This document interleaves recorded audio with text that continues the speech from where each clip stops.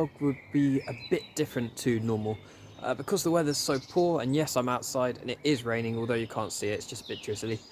But I decided that I would have a look at some of the camera trap footage over the last few days and try and explain a bit about some of the behaviour that I've been seeing. Now, I have to admit, I'm not entirely sure of all the behaviour that I've been seeing, but I'm going to at least try and introduce you to the individuals that we've got in the garden. That is foxes, of course. I was implying that everybody had seen the videos. Obviously, some people haven't. And that's good because that means the next, let's say, 5 minutes are going to be really quite interesting. So I thought I'd just show you a bit where I've been filming. So this is the back of the garden, this is the shed. So I have so far been filming, attaching my camera down here to the bottom of this drain pipe. I don't know if you can see that, probably not. And I've put out some water down here and also some food, well, in this general area here. So the foxes have been using a little hole underneath the fence here at the back to get in and out. Although we believe this hole here, let's see, there. This hole here might have actually been created by another visitor. And to see a little bit of camera footage, a bit of failed camera footage of that, stay tuned to find out more. So the first individual I'm going to introduce you to is an individual I've named Patch. And this is because on this female's right ear there is a large notch or patch taken out of their ear. She has also got a white tip to the tail, which only one other fox in the garden has. So I have actually been a little bit worried about Patch because as I've been watching them over the last 6 days, I've noticed that she often comes in to eat food and then sits down whilst eating the food, which I believe is quite an unusual behaviour, although I'm not entirely sure about this. However, I did notice that she does appear to be lactating at the moment, i.e. she has cubs at the moment, so it could just be that this is the only downtime she gets when she's in the garden, so therefore she's just taking it easy. Next up we have a second female. This one doesn't have a name yet, but if you want to suggest a name then feel free to in the comment below. But this one is easily identifiable by its black tail with no white tip, and also the black front paws, which is quite cool.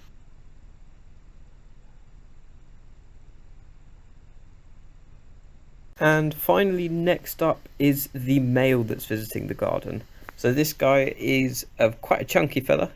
He's just slightly, he has an overall chunkier appearance than the females, and also has a white tip to the tail like Notch does. The male fox is also a bit of a cheeky chappy, as he has been caught several times red-handed by removing the tray and flinging the peanuts around the garden. Now it's been quite interesting to watch these foxes because the camera trap has a number of times caught more than one fox in the garden at the same time.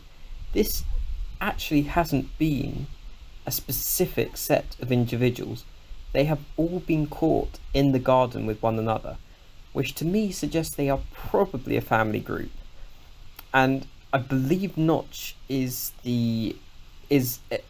probably the mother of the other female that's around. And I think that rather than that being a subordinate female, if that makes sense. Now, the reason why I think this is because if it was a subordinate female, I would have thought that there would be no tolerance of her being around at all, especially as Notch seems to be, definitely has cubs somewhere in the vicinity of the garden. And also the male doesn't seem to mind having her around either, which to me is still a bit bizarre.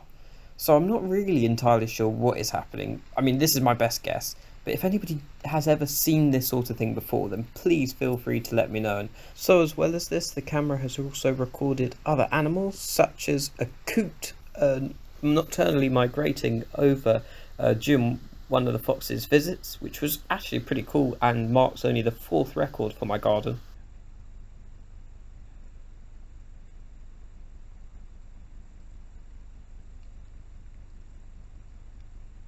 A local police operation also didn't seem to mind the foxes at all, as one still visited despite a police helicopter hovering overhead. I'm glad to say that police helicopter didn't disturb my sleep, but apparently it woke up all the neighbours and the rest of my family as well. And finally, probably the moment you've all been waiting for. I had a mystery visitor on the second night, which I'm pretty sure made the hole that I showed you right at the very beginning. And that is, of course, a badger. which is pretty cool for an urban garden in the London area, and actually marks the first sighting of the badger in this area. I think, well, the only set that I know of is, I believe, about 2.5 to 4 miles away, which is quite a long distance for a badger to travel in one night. But at the same time, the badger hasn't appeared since, so it is possible that it did come all that way. We'll have to wait and see. But we did think we had badgers in the garden because when that hole under the fence turned up, it did look as though it had been made by something that wasn't a fox, and something that had just that the force of a badger, if that makes sense. So, after all the footage you've just seen, I am actually going to change things up this evening, and I'm going to try a different area of the garden this time. I'm going to try and attach the camera that is, to the washing line and see what we get. Should get a bit of a better view of the garden, and hopefully we won't be stopping the badgers from getting into the garden. So let's see what happens, and see you on Saturday. Stay safe.